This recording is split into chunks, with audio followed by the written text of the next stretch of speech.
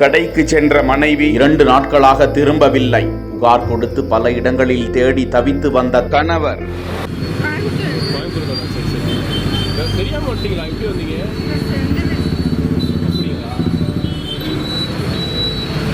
இறைவனாய் காப்பாற்றி மீட்டு ஒப்படைத்த இஸ்லாமிய தம்பதி.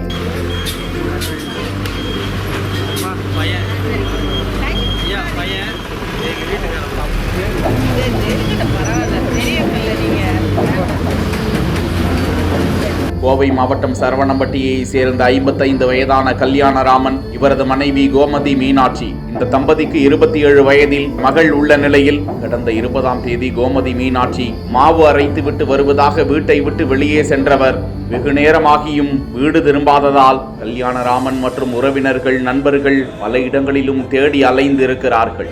எங்கும் கிடைக்காததால் கதறி அழுது கொண்டு மனைவி கோமதி மீனாட்சி கண்டுபிடித்து தரக்கோரி சரவணம்பட்டி காவல் நிலையத்தில் புகார் கொடுத்து கண்ணீரோடு தேடி வந்த நிலையில் விவரம் குறித்து வலைதளத்திலும் பதிவிட்டனர்.